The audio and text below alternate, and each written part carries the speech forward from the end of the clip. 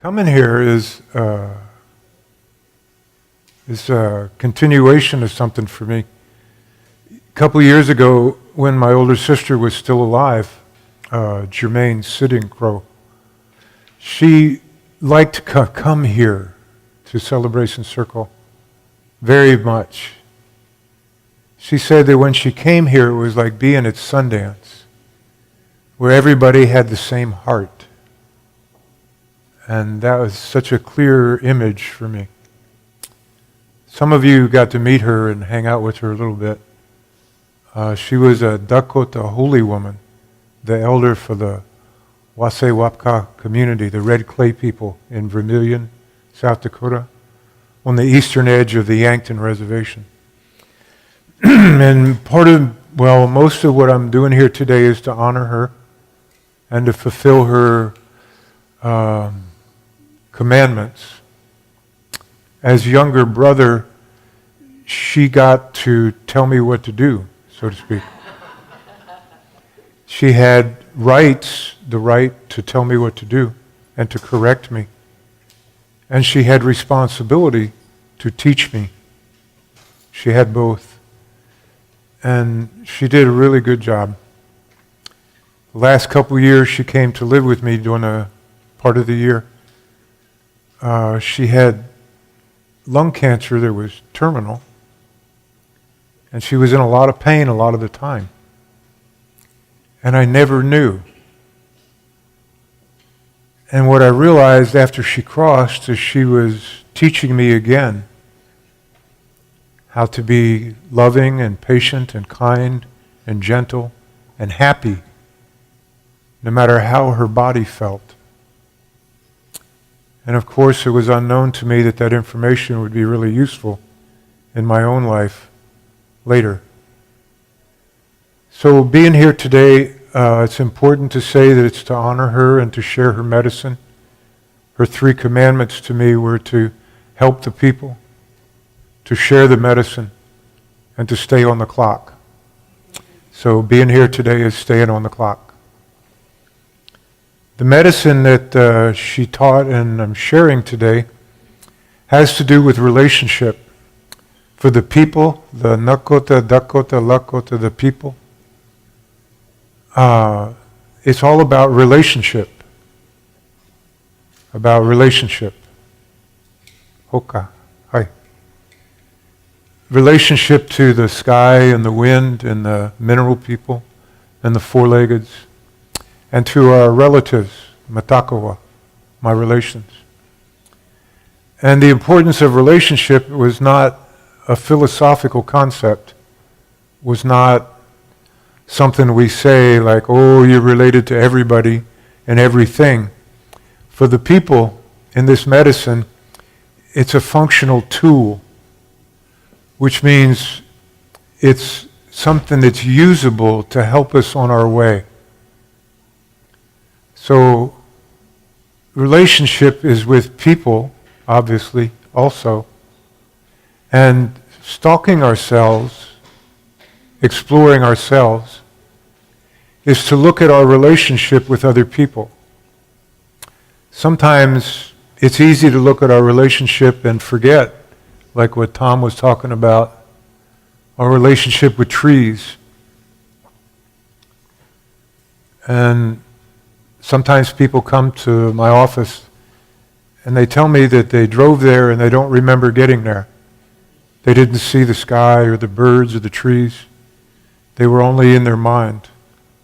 They weren't in their body and they weren't in the world. So about a week ago, went to see a dentist, which is probably one of my least favorite things. Sometimes people come to my office and they say, this is like going to the dentist. Yeah, I got it. So we're walking through this medical building and there's beautiful atriums and there's no trees inside. There's these little tiny plants and these great big atriums in this beautiful building. And walking along with a relative saying, boy, it sure would be different if they had some trees here. You know, it'd be really different. It was a multi-story building. And they had enough light and they certainly had enough room. So I was looking at the loss of the trees, and get to the office, and the relative that's with me hands me a book, and it says, "The Secrets of Trees." I'm saying to her, "You were holding this book while I'm talking about trees?" She said, "Yeah." She said, "But I forgot that I was holding the book." She said, "When we sat down, I just realized you're talking about trees, and I'm holding the book about trees, and the reason I brought the book is to lend you this book about trees." So for me, that was relationship, where everything came together to point to something, for me, to help wake me up. Because sometimes I'm like the person that can drive to the office and not see anything. I'm asleep. I'm in my mind. I'm not in my body, and I'm not aware. I'm asleep. So sometimes things like that help me wake up. And my relations, matakoa, my relatives, help me wake up if I use that. In the medicine of the people, it says that Spirit arranges for the right people to come into our life at the right time. That's all in perfect harmony. The Spirit doesn't make mistakes. Spirit making mistakes would be like an oxymoron, like holy war. Like you can't have a holy war. Give it a break. That's caca.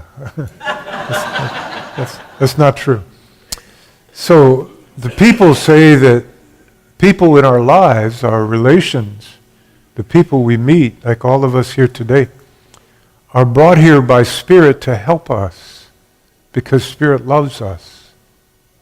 So everybody we meet is to help us.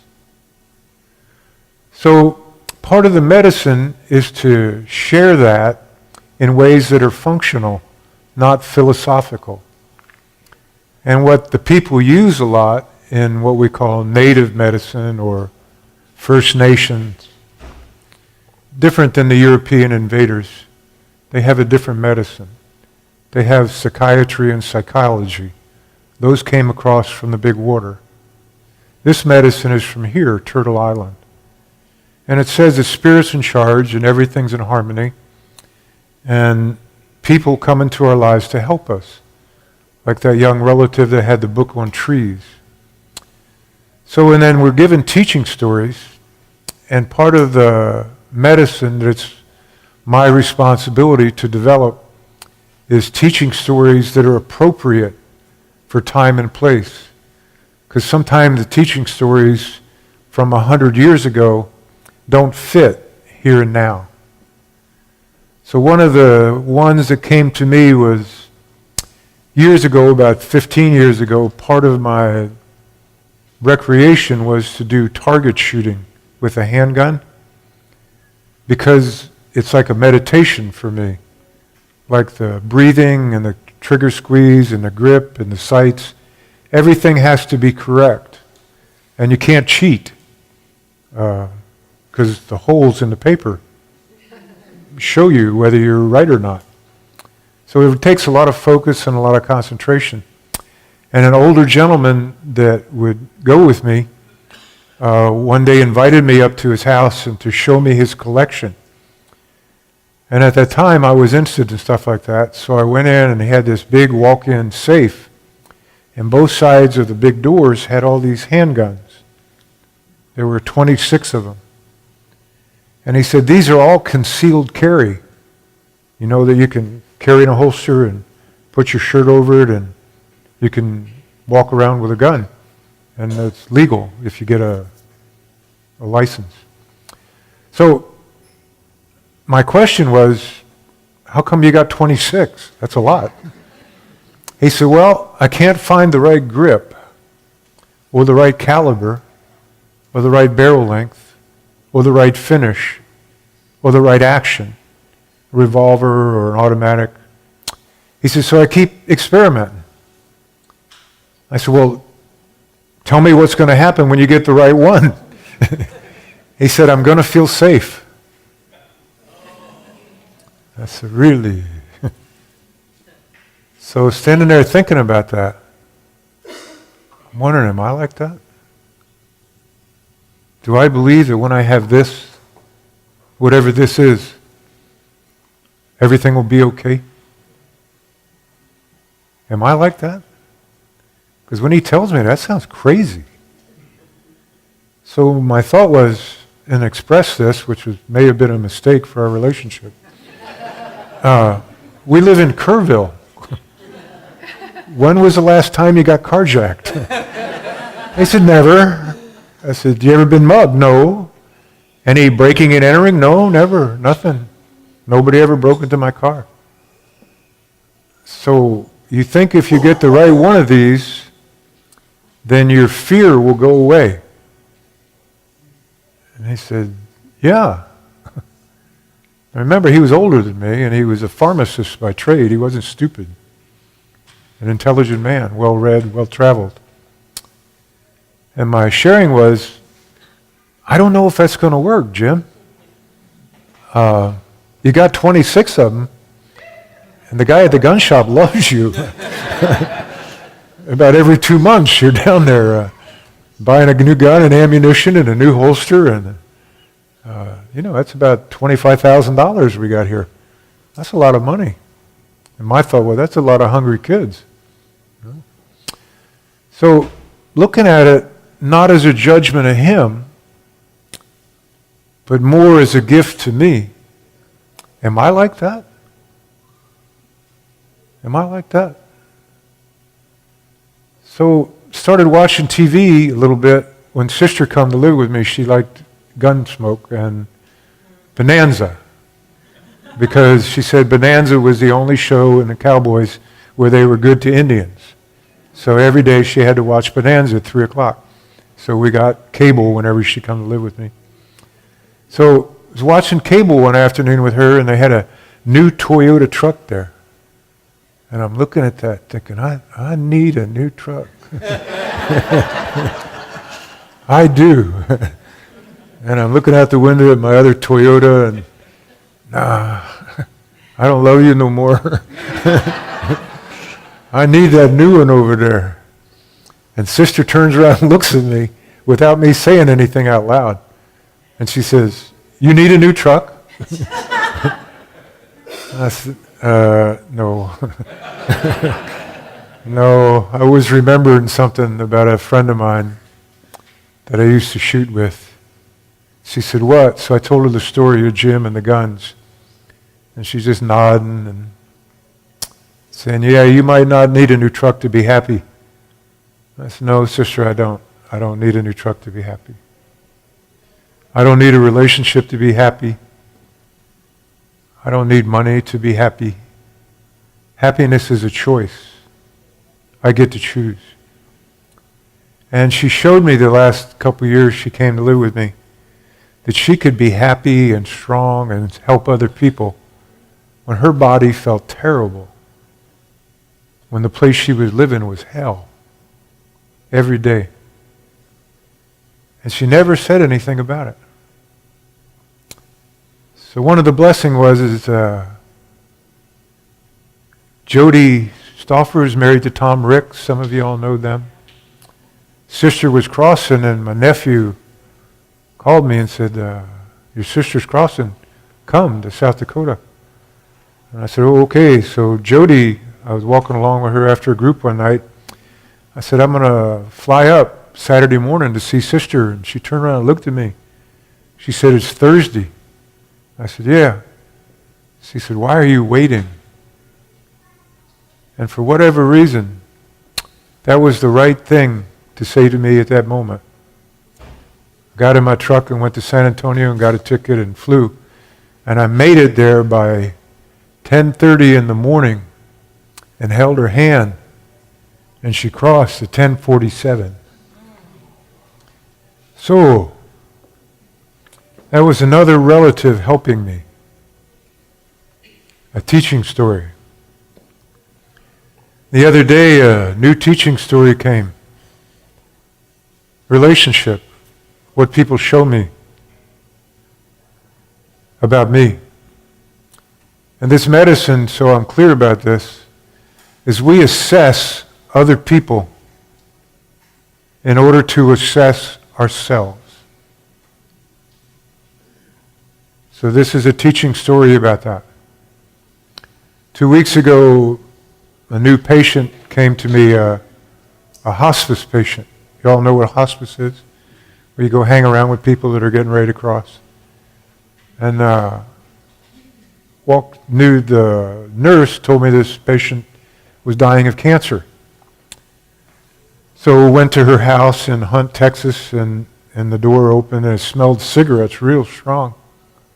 And she's sitting in bed smoking. And apparently I'm pretty transparent sometimes. I walked in and go, what the hell is that? I knew what that was because I used to smoke. And she said, well, I wish I could quit. And I said, I'm sure you can. She said, well, I hate the idea that I'm going to die and I'm still smoking. The tobacco is stronger than me. So my response was, I don't believe that. I believe you can quit. I believe you're strong enough. You won't. She said, well, I want to quit. I said, well, yeah. Let's say that's the right hand. You want to quit. And left hand is, you still smoke. She said, yeah. I said, which one do you want me to believe? That one or that one? She said, well, I want to quit. I said, yeah. And I still smoke. She said, I don't know how to quit. I said, you do. You do know. You say, I will never, ever again put a cigarette in my mouth. You'll quit. Guaranteed. She said, I won't do that. Right. That's correct. The point is that you can. You can commit. You can say, I will not do that. No matter how upset I am, no matter if I just had a good meal, no matter if it's only one cigarette for today, none of that matters. Only thing that matters is my commitment. Will I? Will I commit to never putting a cigarette in my mouth again? She said, I don't know. Well, the response was, you've committed to a whole bunch of other stuff. You've made it non-negotiable. You brush your teeth every morning. If we have a fire out here and you're sleeping naked, you're not going to run out naked. She said, no, I would not do that. I would cover myself. I said, right, you've committed to not running outside naked in front of the firemen. You've committed. You could do that with smoking. She said, I could. So what we're discussing now is the part of her that says, I won't. I know what's good for me and I won't do it. I know the right path and I won't follow it. I know how to quit smoking and I won't do it. So we call that our shadow side. Have you ever seen those cartoons with a little angel on one shoulder and a little devil on the other shoulder? That one. The one says, I'm killing you. And I'm going to keep doing it. So what we're talking about now when we're together is facing her shadow. The part of her that won't. So it's an interesting story. The important part of the story for me is driving home, thinking about, where am I like that? So I asked that question. Where will I not commit? And the truth is 3 things came up right away. 1, 2, 3. Just like that. So I realized again, if I ask the right question, the answer is right there. Where won't I commit? Well, the first one that came up was yoga. I know that for me, doing yoga every day works really, really good. And I have a yoga mat, and I have room, and I know how to do it, and I don't need yoga clothes, and I don't need a yoga coach, and I don't need to go to the yoga studio. I can do yoga anytime I want to, and it's really good for me. And somehow, I have not committed to doing that every day. The second one was meditation. I know meditating every day has a certain effect for me. And I have not committed to doing that every day. I'll do 5 days. Me too. Yeah. Or I'll do 6 days. And then I might do 7 days in a row where I'll meditate, and then I'll forget about it for 10 days. So this lady helped me. Look at this. She helped me. So the next time I saw her, she said, I don't know if you want to work with me. I won't quit smoking. I said, it's good. Whatever you do is good with me. And she said, how come? I said, well, you're helping me a lot. She said, no, you're here to help me. I said, no. She said, you come here because you're really a nice guy. You come on Sunday afternoon. I said, well, that's not it, really. She said, really, you're a nice guy. I said, well, maybe. Maybe not. But you're here to help me. You showed me something that's really obvious in my life. There's some places in my life that I know what to do, and I won't do it. So this is what we call stalking the self. 400 or 500 years ago, the word stalking designated a very honorable behavior. Now the word has some very negative connotations.